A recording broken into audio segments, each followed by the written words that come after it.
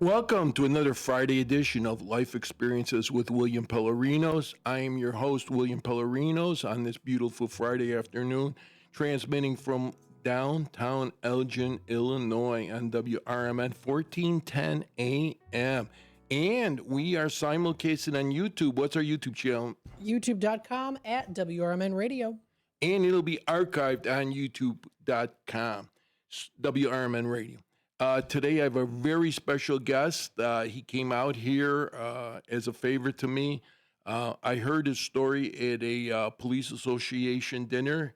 He's a disabled policeman from the town of Oak Park, Illinois. He was a policeman from 2005 to 2023. His name is Ken Tworek. Am I pronouncing that right, Ken? Yes, you are, Bill. Thank you so much for having me. I really Thank appreciate you. it. I appreciate it. Ken has a story to tell.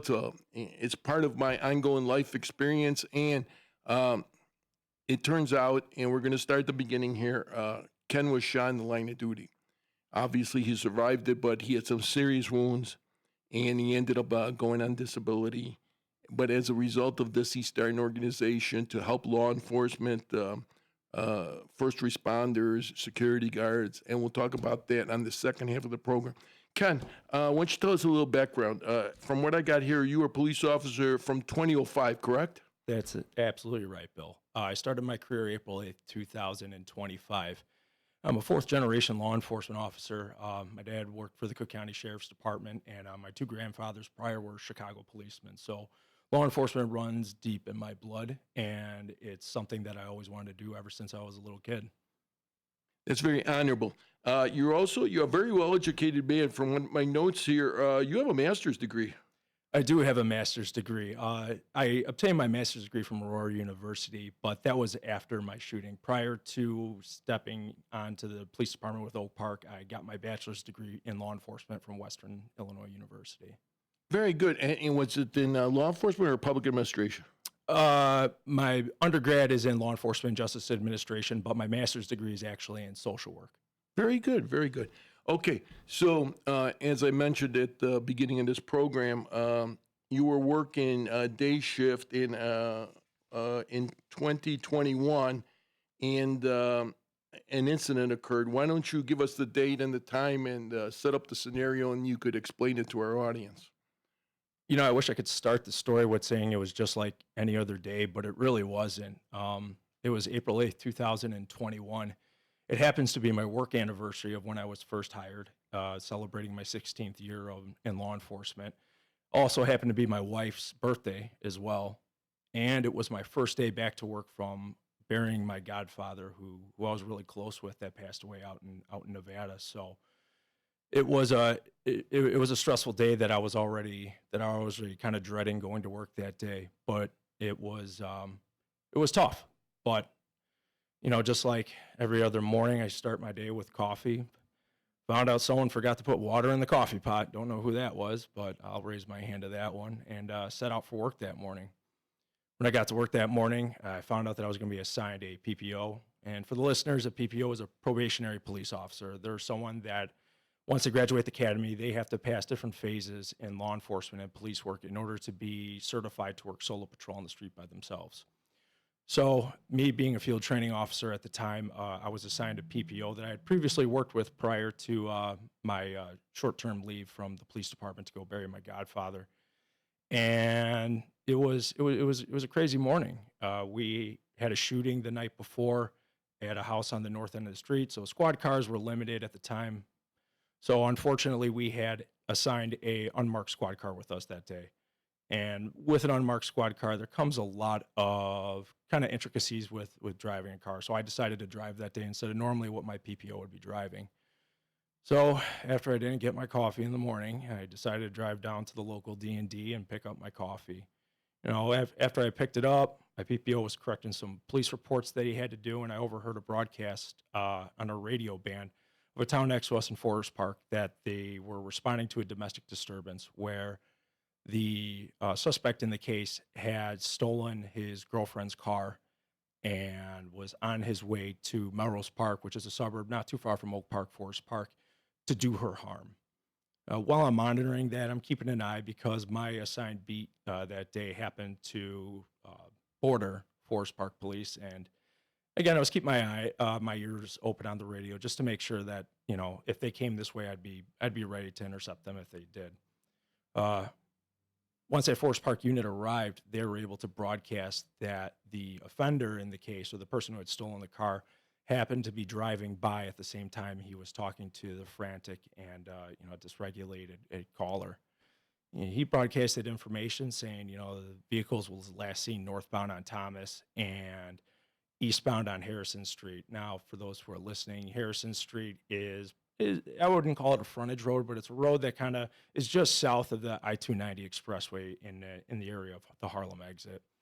I happened to be right in that area with my PPO at the time, and I monitored the dispatch. So, I heard he was last seen eastbound on Harrison towards my location. So I flipped the car around. A nice, postal worker who was driving a post office truck let me pop a U-turn in front of him.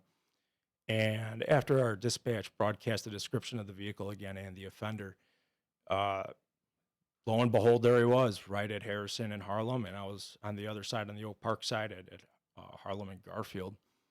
I confirmed that he was still wanted by the agency to ensure that, again, that I was legally justified in stopping him, and I was. And at that time, I activated my emergency lights and pulled him over. The vehicle was just slow rolling up that northbound on Harlem towards just over that ramp that goes over the 290. And it kind of got me thinking. I didn't know if he was going to flee from us or what his intentions were at the time. To say that we get complacent with, just another traffic stop is not a mindset that I normally like to hold on myself or train my probationary officers. So he eventually came to an abrupt stop at that point, and the driver's side door on his car just flew wide open. The first thought running through my head is this guy going to fight me, or is he just going to run to the CTA station, or what's his intent? But at the time, he just jumped out of the car and threw his hands right up in the air. It was a little disarming, but, considering the context of 2021 and the civil unrest that we saw in 2020, was it something that was not unheard of? No. Again, I took kind of a disarming at the time. So at that point, per our department protocol, while we're interacting with people in the public during this time, I had to put on my mask. And while I was taking my gaze away from the suspect towards my mask, I was checking to see where my PPO was, just to make sure that he was safe. He was getting out of the car, prepared to cover me just in case anything happened. So as I'm out of the car, getting my mask on, all of a sudden I see the offender out of the corner of my eye produce a handgun from his waistband and just start firing. It was shocking. And I think the biggest thing that really kind of hit me was the smell of gunpowder and sulfur in the air. So let me interrupt here. Yeah, sorry, sir. He was firing while you were sitting in the car. He fired through your driver's door, correct? No. What had happened was I had opened my driver's door and I had stepped out of the vehicle. Oh, so the driver's door was ajar. The driver's door was ajar and I was standing behind it. So as I was standing right behind the driver's door, looking at the guy's vehicle, I was standing up. So I was driving a Crown Victoria at the time. So I was able to kind of look down and see that my probationary officer was getting out of the vehicle at the time. And we were both standing up at this time. So as we're standing up, all of a sudden I'm surprised with gunfire and the smell of it. And the first images in my mind are really the gas that gets emitted from the end of a firearm when you fire it. And I really couldn't believe it. I was in shock. I am getting shot at. Holy cow. And in just that split of a second, I felt a piercing. The way I could describe it the best is just like I just got punched in my left arm. And I knew right then and there that I'd been hit. With that, I fell to the ground, to my knees, behind my driver's side door. At that point, I could start to feel my pulse just increasing and speeding up. And I could feel the blood coming from my left bicep. I could feel it pumping out as my heart's pumping. I knew it was bad. It was definitely an arterial hit. And I knew I didn't have much time. So the next thought that came into my mind was, not today. It's time to get in the game. At that point, I was still behind my driver's side door. And I checked to my left to scan just to see if the offender had decided to kind of outflank me into traffic and really finish me off. At that point, I saw that the nice postal employee who had let me flip a U-turn in front of him, his van was parked right next to my squad car. I could still hear the shots being fired from where I last remembered seeing him. And I unholstered my weapon.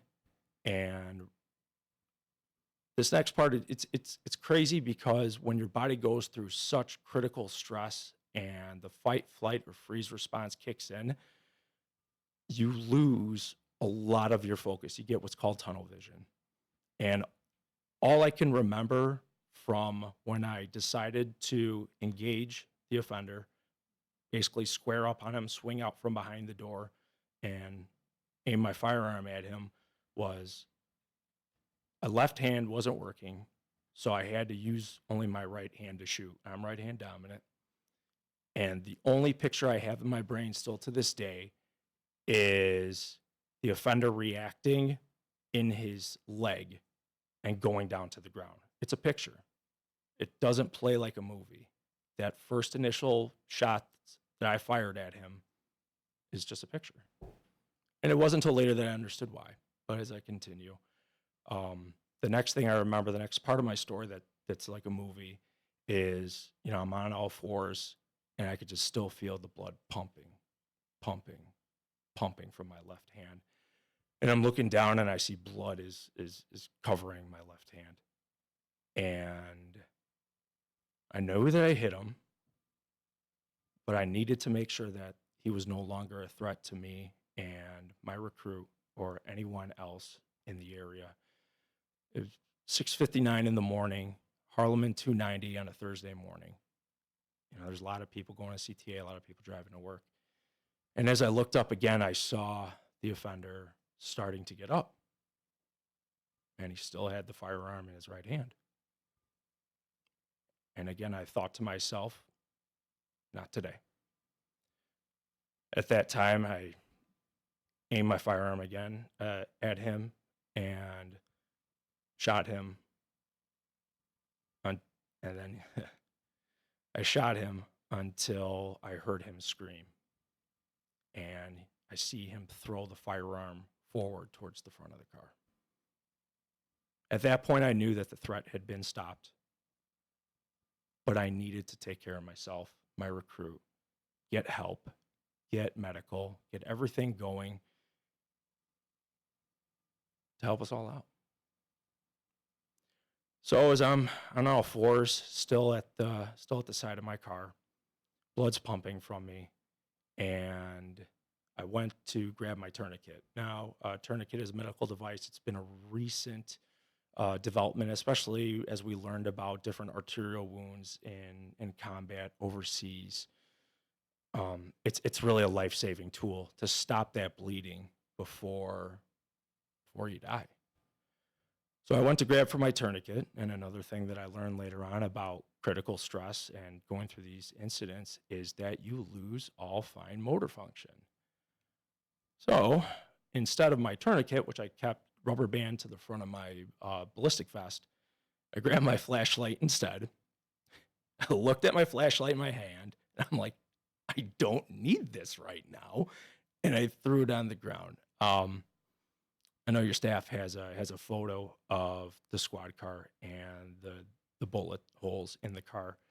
And in that photo, you'll actually see my flashlight is still lying there on the ground to kind of give you a reference point about where I was in this incident. And the offender in this case, he fired about 14 shots at me, and if I remember correctly, I shot about 8 times throughout the whole incident. So, there was roughly 22 shots that were fired in all in under 14 seconds. So As I'm lying there, realizing that I have my flashlight in my hand and throw it back on the ground, I rip off my tourniquet and get back to cover behind my squad car. At that point, my probationary officer is outside the vehicle to the left of the car, and I immediately radio to dispatch that there had been shots fired and that I'd been hit, but the offender was also down at the time. At that point, two officers from the Forest Park Police Department had arrived on scene. They were the original officers that were responding to the domestic disturbance call that happened in their town. Both men I know very well. They're brothers of mine, and I can never thank them enough for being there that day. So as one of the officers is coming up, he's asking where he's at, and I said, "Hey, the offender's down. He's at the front of the car. The gun's down there too. I need to get this tourniquet on." At the same time, I'm talking to my recruit. I'm saying, "Hey, keep a gun on him. He's still possibly a threat. I don't know the condition of him or anything like that, but you have to keep eyes on him while we're handling my injuries back here." And at that time, we were able to get the tourniquet on, pull it on, and with the help of those two fine heroes, they were able to stop the bleed. And I thank God that I was able to have that training and to have that knowledge about tourniquets and how they save lives. At that point, the cavalry started coming in, and we decided at the time to say, we're not going to wait for an ambulance. We need to get me to the hospital right away. Get me right to a trauma center because it was bad. So we hop in the back of the squad car and one of the Forest Park cars, and we're flying down Roosevelt Road, passing the Portillos. I'm in the back seat just saying, "Can you just make sure you get me there? And I don't want to get into an accident on the way. Just do whatever." And those great officers were able to call Loyola, let them know that they had an injured officer coming in. And I was able to get into the ER and get the medical treatment that I needed. I needed life-saving surgery. At the time, I didn't realize how much blood I'd actually lost. We have the photograph of your uniform with the blood stains on there. Let's throw it on the YouTube, Matthew. There it is. And you could see it's on the left side of the uniform. So you were really losing a lot of blood from your wound on your left arm. Correct? That's correct, Bill. So according to my notes here, you got hit once in the left arm, 2 rounds to your left leg, correct? That's right. But you weren't losing that much blood from the left leg. The left leg injuries were kind of an afterthought. I didn't even realize that I had been hit in my leg until I was getting out of the back of the squad car at Loyola Hospital's ER. I look down at my pants and I see holes through them. I'm like, "Oh, got shot in the leg too." Never felt those. And because they didn't strike blood vessels where your arm was leaking enormous amount of blood. Yeah. And there was a 4th round that hit you, but luckily deflected off your radio, correct? Yeah, that's right, Bill. I didn't even know that until much later. Till about a year later when I actually looked at the evidence photos and the case file that, our detectives at the Oak Park Police Department were able to put together and show me once the case had been concluded and adjudicated at court. All right. Before we go to commercial, I just want to set this whole up. You fired 8 rounds at him. Did all 8 hit him? He was struck. He was hit 3 times. Do you know where the other rounds went? One round hit him in his femur, and the other 2 went through his ankles. No, I mean the other missing rounds. They ended up striking his vehicle that he was driving that day. Okay, and he fired 14 rounds at you with 4 striking you, and out of those, one of those 4, 1 hit your radio. Where did the other ones go? Did they lodge in your door? There were some rounds that struck the squad car. It did damage to the radiator. You could see, if you see all the evidence photos, how the rounds actually tracked my movements from the grill up the hood to the window down to the base of the driver's side door and then into that USPS mail truck that was next to me. Oh, so a mail truck got hit. Yeah, the mail truck, the nice mailman who let me pop a U-turn right in front of him.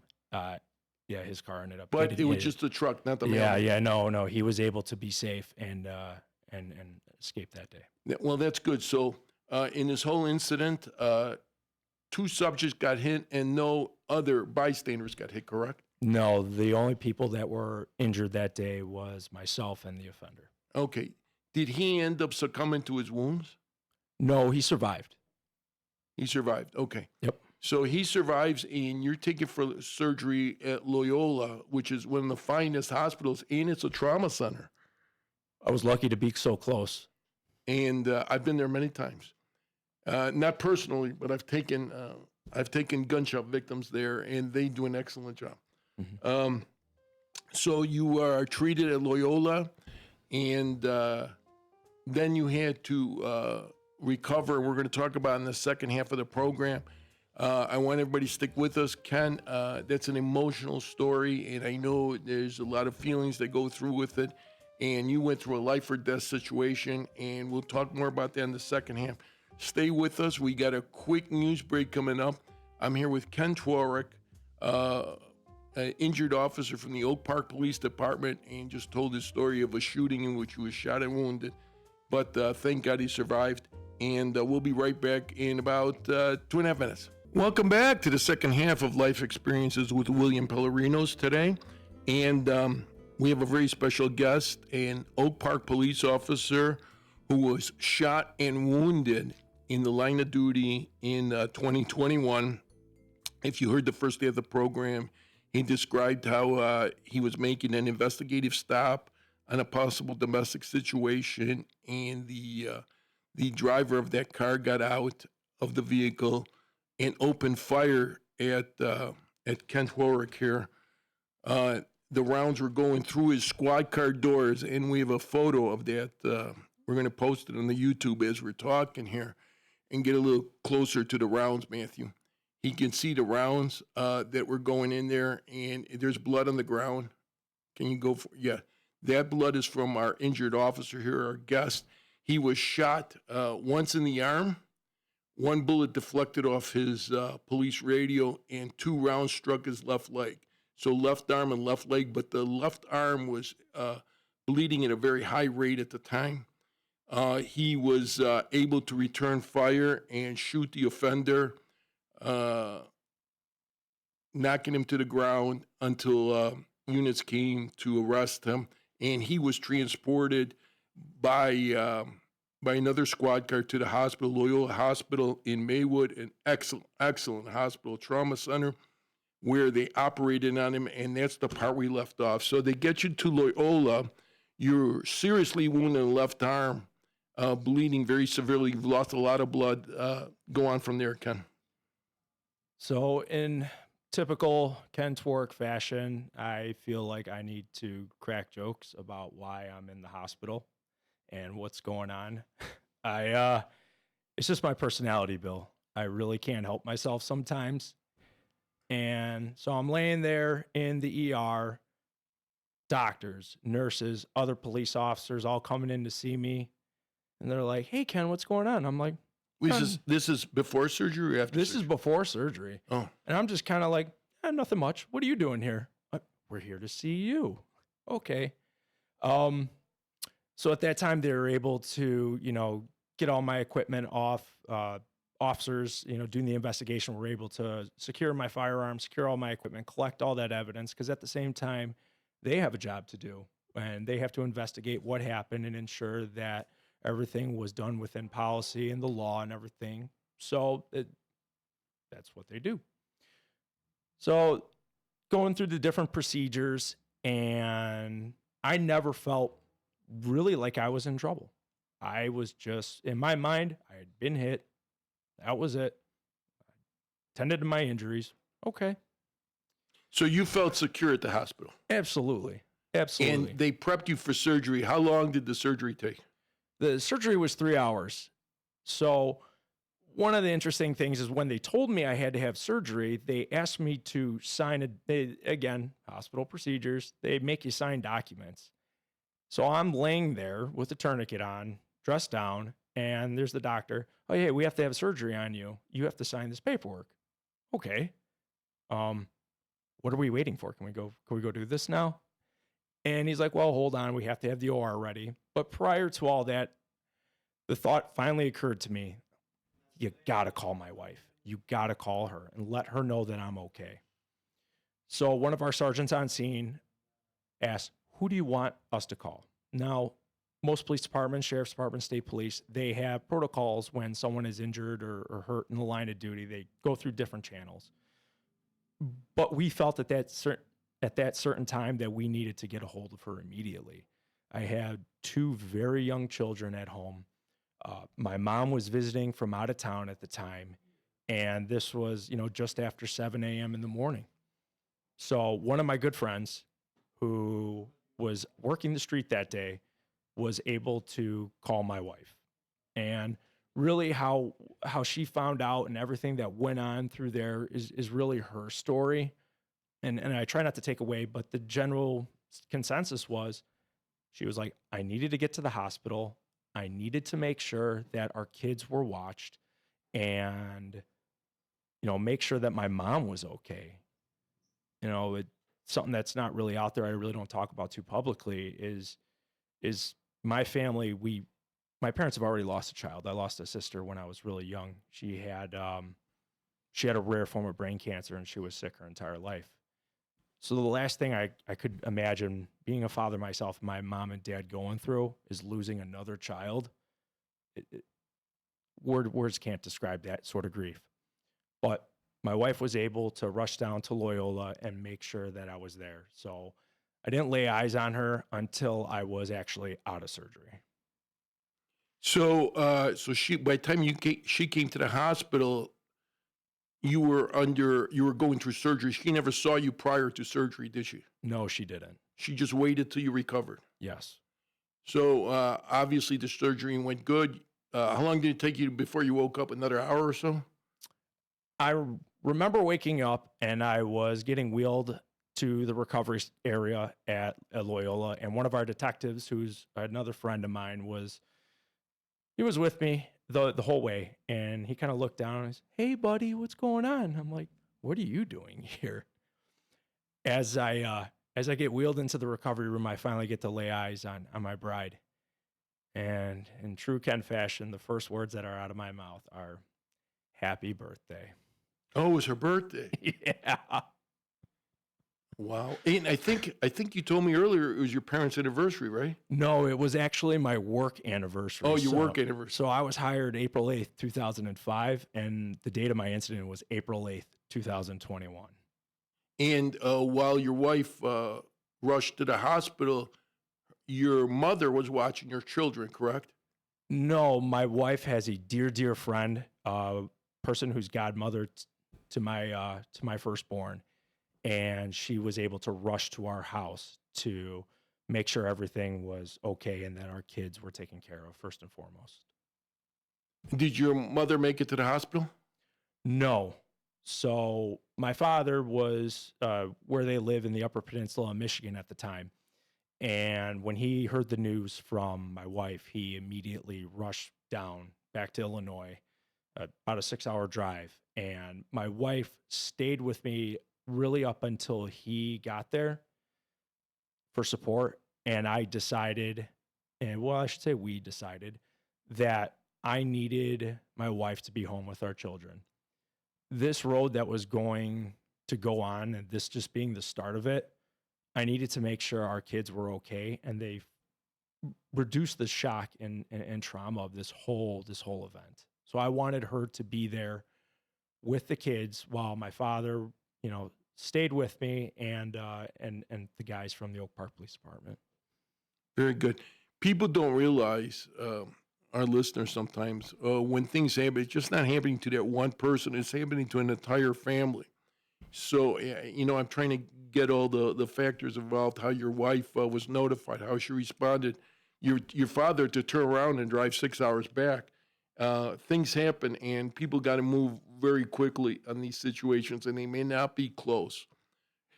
But once you recovered from surgery, how long were you laid up in the hospital? Well, the first question I got also when I woke up in the recovery area was, am I going home tonight? The doctors laughed, and no, you're gonna sit here for a while. I'm like, okay. So I was in the hospital a couple nights, till Saturday, if I remember correctly, and then that's finally when I was able to go home and hug my children, hug my mom, and show them that I was okay. Very good, very good. And I'm assuming your recovery took a long time, and you had to go physical therapy and so on. Correct? Yes. So the bullet that went through my arm, again, it severed my brachial artery, which was, the thing that was life threatening and critical. But what it also did was it struck my median nerve. So for everyone who doesn't know what the median nerve is or don't understand, just imagine your thumb, index, middle, and ring finger all controlled by this one nerve. All your feeling, motor function, and all that is controlled there. Well, that nerve was injured. That was struck by the round as well. So what needed to be done is it was about a year's worth of different physical therapy, occupational therapy, therapy, and a lot of medical imaging to get me to come back, because really the first thought in my mind is I need to get back to work. I can't let this down. I'm going back to work. And even throughout that first year of recovery, it was I was able to make the sergeant's list, and I was on the list ready to be hired and to be promoted, but I couldn't because I was still out injured. And it wasn't till about almost 10 months later that I had to have a hard conversation with my doctor, and he said, well, nerves grow back very, very slowly, and you've made a heck of a progress, but in the end, I think you've reached what they call maximum medical improvement, basically meaning where you are today is where you're going to be for the rest of your life. You've plateaued. Yes. So with that permanent injury now, you had to go back to the department, and they had to put you on permanent disability, correct? Yes. So when a public employee, like a policeman, fireman, or someone's hurt in the line of duty, there's different laws within the state of Illinois that kind of governs that. But ultimately, for policemen, firemen, they have what's the acronym is PETA. It's Public Employees Disability Act, where your agency will give you 1 year's worth of 100% pay at no tax, state or federal, because it's work related and medical injury. So I had to exhaust that year before I was put on long-term disability. And at that point, I had filed with our pension board to receive a duty disability pension. And then after that, your recovery, and I know you've plateaued and you have some permanent injuries since the shooting. What happened to the man that shot you? I'm sure he went to trial, right? He did not go to trial, and that story is that's a complicated and layered one. But he ended up pleading guilty to attempt murder of a police officer and was sentenced to 23 years in the state correctional system. So he took a plea for a 23-year sentence. Now, with that being said, so he's in prison. You're permanently disabled. Your family, was your wife working at the time? Yeah. Yeah, so she had to go back to work while you're trying to go through your recovery, and one moment can change people's lives, just not the one that's injured, but a whole set of lives. When she went home, just curious, and I'd like to know how the family is involved. Do you know how she told the kids that their dad was shot? It was as simple and understanding for the ages that they were at the time to really comprehend that. How old were they? Okay, so this is 2021. So my daughter was 4. Oh, very young. And my son was not even a year old yet. Oh, yeah.